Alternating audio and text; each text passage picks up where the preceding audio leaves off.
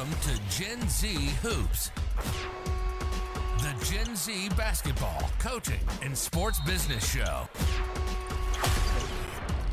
What's going on, guys? Welcome back to another episode of the Gen Z Hoops podcast. Today, I'm joined by Berenato, the assistant video coordinator for the Philadelphia 76ers. Mr. Berenato, how are you doing today, sir? I'm doing great. How are you? I'm doing great. Thank you so much for coming on the show today. So I'd like to jump into our little conversation here. Can you talk a little bit about your connection to the game of basketball? Yeah, certainly not something like I grew up with. I grew up in St. Louis, Missouri, which is traditionally like a big St. Louis Cardinals baseball town more than anything. And my dad played baseball in college, so kind of found my way just by I was at like every single sporting event when I was in high school, and I just loved sports so much. And then I always tell the story. It was the first basketball game that women's basketball game that I went to. They actually lost on a buzzer beater, like a half court buzzer beater.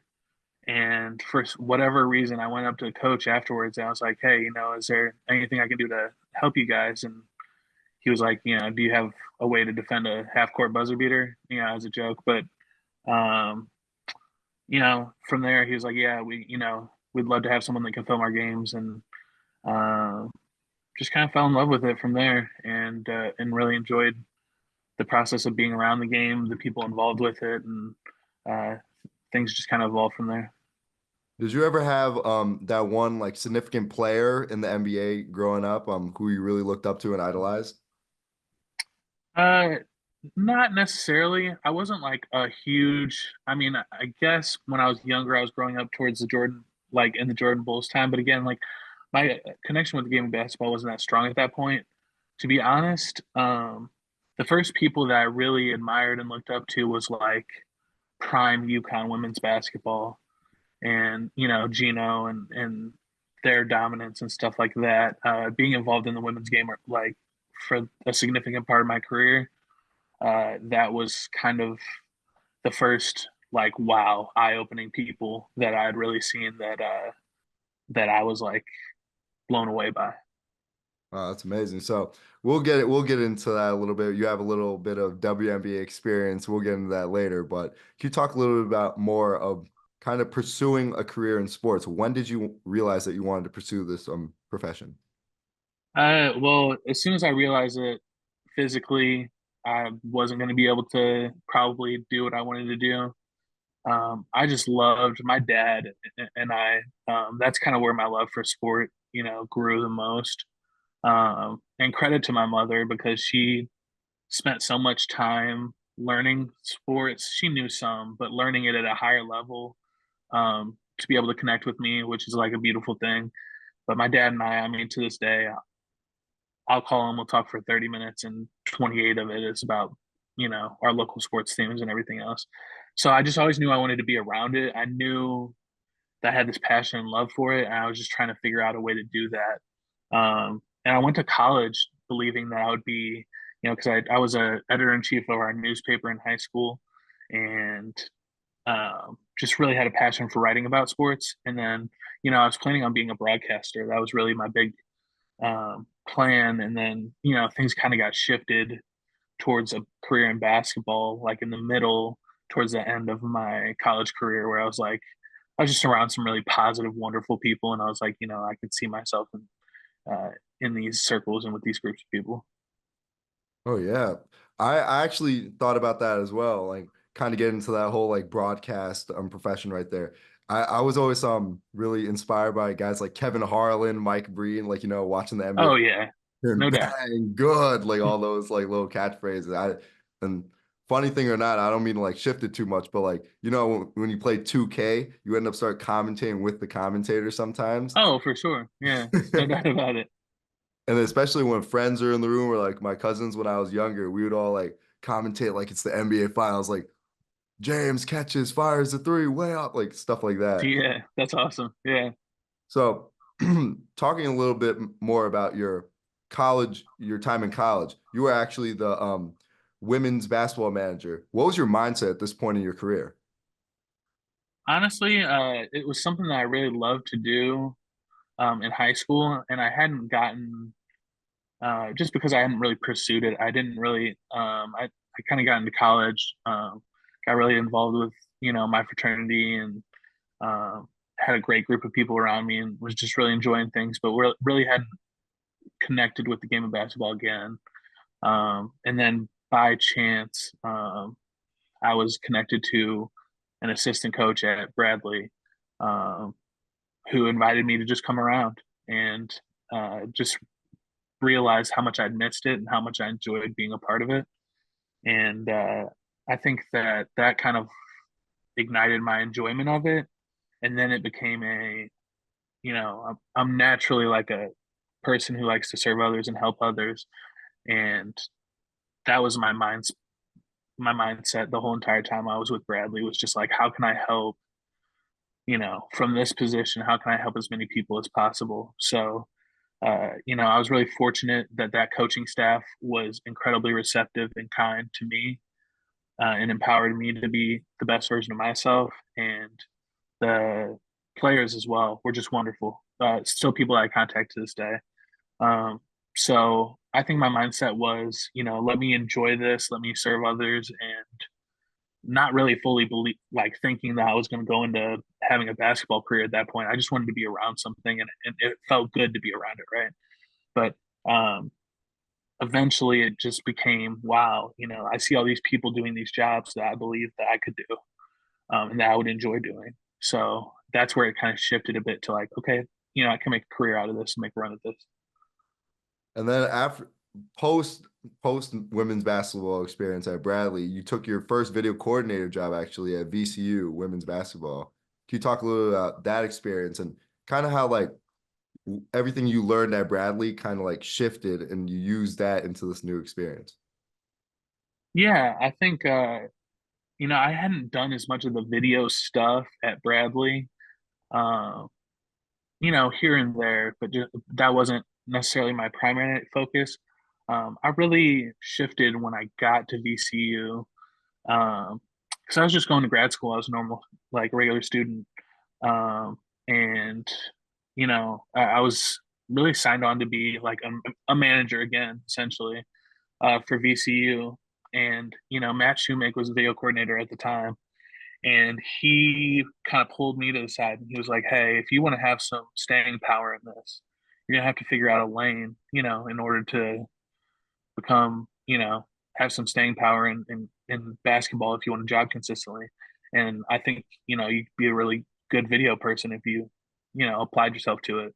So I just spent a lot of time with him learning.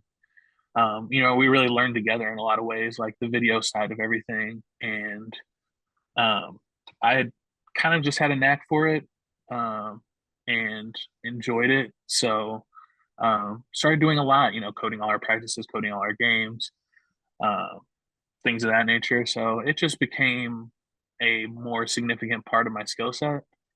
And then in the middle of conference, there was like, a day where I found out that he had resigned, and I just kind of like went went along business as usual, and handled everything. And then from there I was kind of in the full-time spot and then got hired there. So it was a blessing. I mean, Coach O'Boyle and that staff was wonderful to work for, and it was just kind of I had been preparing and been working really hard as if I was the video person already, and then it kind of went that way, and I wasn't. I was extremely young, still am, but I was like ready for it. I felt like I was ready for it, even if it wasn't perfect all the time. Steph Whitco, our director of operations, used to say, "Doesn't matter how you sail the ship, just get the ship to shore." And so I just kind of had that mentality of like, all right, I may not know exactly everything, but like I'm going to be prepared enough to where I can kind of handle whatever comes my way. Yeah, of course, kind of that mindset of kind of being like, stay ready so you don't have to get ready at the end of the day. Right. Like I talked to like an overseas basketball player one time because like, of course, I still play, and he's telling me about like working hard and kind of like keep grinding and then to achieve your goal at the end of the day.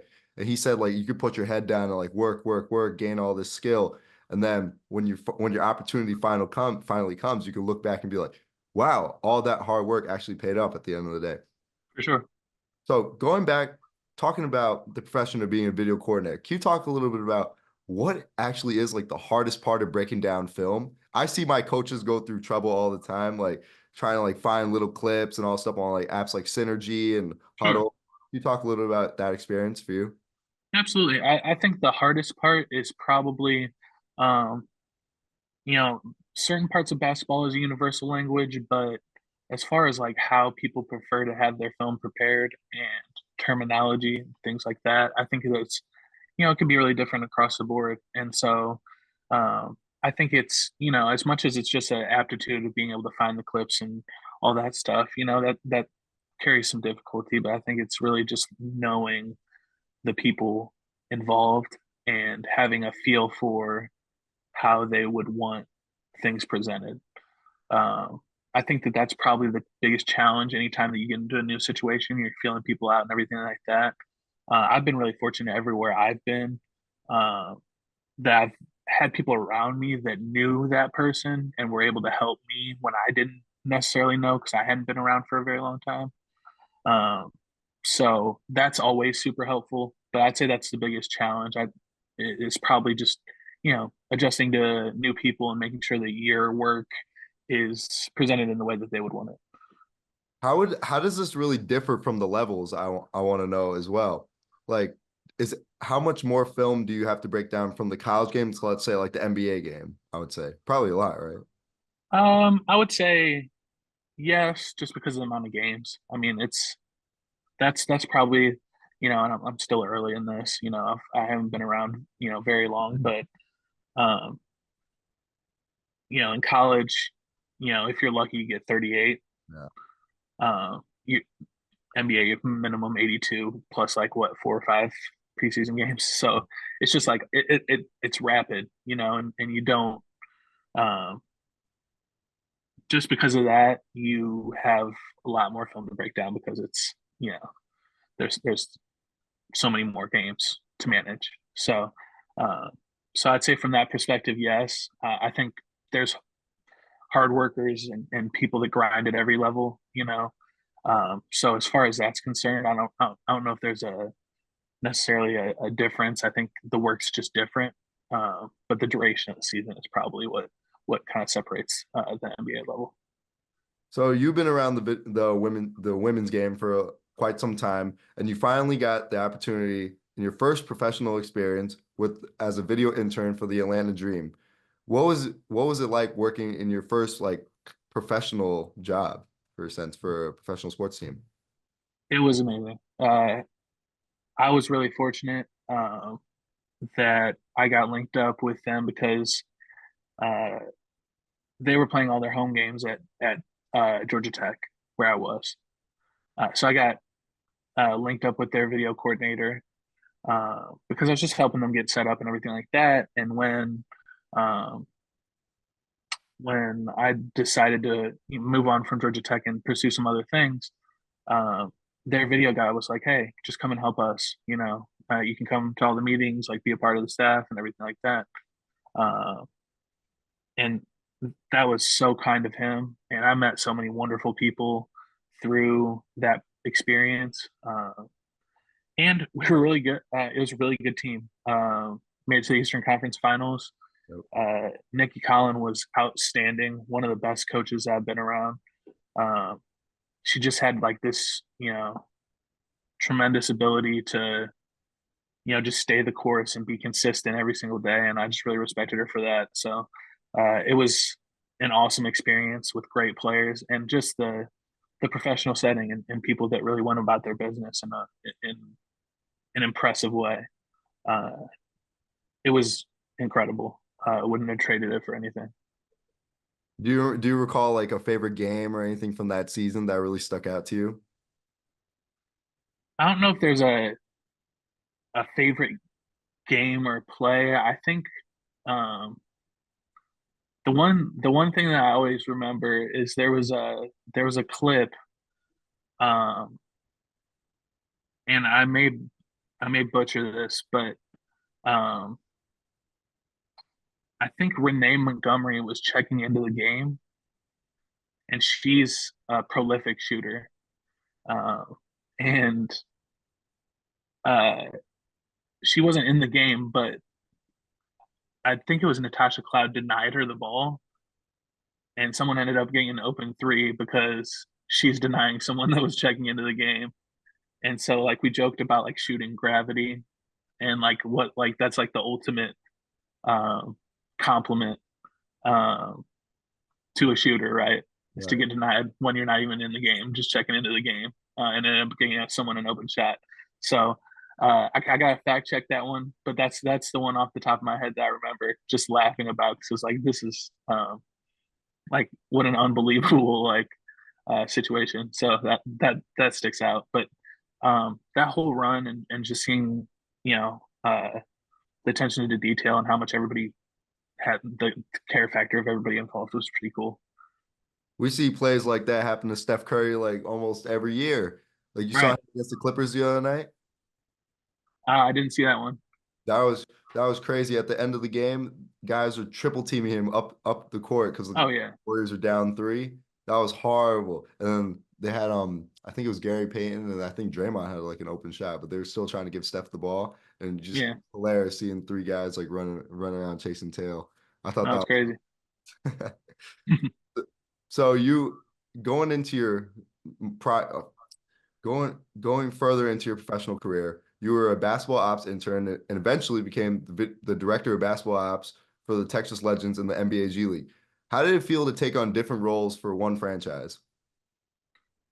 I felt great because I love the people involved. Malcolm Farmer uh, was the first person that I met from that organization, and he to this day is like an unbelievable person to just have as a resource and to consider someone that I really respect in this profession.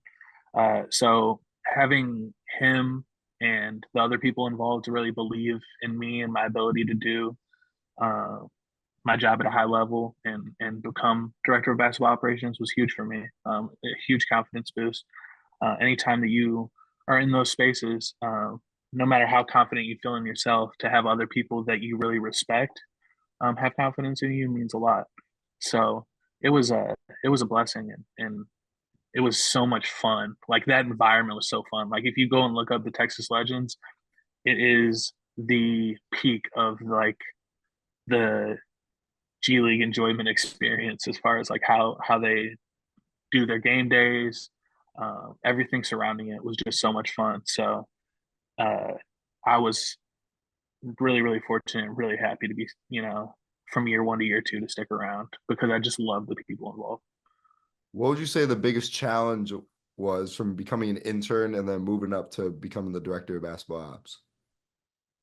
I think there's just a significant more responsibility and things that you knew about and that you knew were happening, but that now are your responsibility, completely. So I think it gives you an appreciation for how difficult it is and how many moving pieces there are to an organization. But I mean, I knew those things, but you don't know until you do it. Right. So I think that there's just a difference as far as that's concerned. And like I said, like an appreciation for WoW. Like there's a lot going on, and you're really grateful that you get to hopefully ease other people's pain points and help them along the way, so that by doing your job really well, you can make their jobs easier. Of course. So currently, let's move on to current day. You are the assistant video coordinator for the Philadelphia 76ers. How were you able to get this position? Let's start by that. I was just really fortunate that I saw a friend told me about a posting for it and applied and just got really fortunate that I got an interview and things kind of snowballed from there. Uh, but I'd really credit it to just like taking so many opportunities and just following great people and having great people involved. Like that's how you get a any type of position, but especially a position of this level. Like you have to. It's on the backs of other people that have really helped you in your career. So like yes, did I have the autonomy to like work extremely hard and learn, my craft at a high level? Of course. Yeah. Like I not, you know, playing down the fact that, I did a lot to get here, but it's also um every single person that helped me and believed in me along the road. That's really the uh, those are why I got the position. That's why. It's because people give me opportunities at every step. And what a year to get it to be a part of the Philadelphia 76ers organization with the acquisition of Paul George. Yeah, that big three with Tyrese Maxey and Joel Embiid. So going back to Paul George, though, we all know my generation. We hear podcasts all the time. Like all these young high school guys are saying Paul George is our GOAT because he's kind of like that prototype. You know what I mean? That wing player can play both ends. What is it like to be around him on the day to day and have him part of the 76ers organization? I've had nothing but wonderful experiences with him.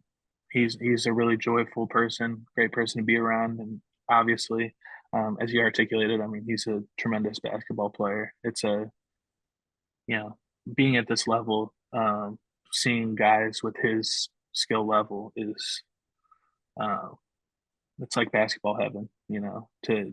To sit around and watch these guys perform. It's remarkable.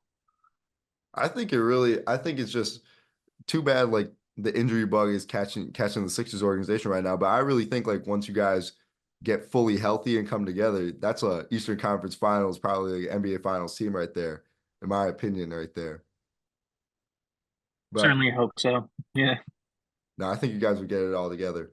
But my last question, as I ask all my guests, I always ask them about their future aspirations for their career. So down the line in the future, let's look like 10 years down the line. What do you hope to accomplish? What are your future aspirations for your career? I think just to have influence and contribute to, there's not necessarily a position that I'm aspiring to have or whatever, but I just really want to have enough influence to push the game of basketball forward in some type of way and help the people, um, the good people in this industry and everything move forward. And I think the only way you can do that is through having influence yourself. Uh, so that's really my aspiration, is just to like continue to be a great person in this industry and try to help other people who, are still figuring out their situations and maybe a little newer in this thing to, hopefully pass along some of the things that I've learned and hopefully that next group of people is, better than even, I could have been. Right, of course. Well, Mr. Berenato, thank you so much for coming on the show today. I wish you the best of luck this season. Yeah, thank you, man. I appreciate it. Thanks for listening to Gen Z Hoops. Make sure to follow, like, and subscribe on Instagram, LinkedIn, and all major social media platforms at Gen Z Hoops. You can tune in and subscribe on Apple Podcasts, Spotify, YouTube, and every other podcast platform on the planet. Get ready for the next episode.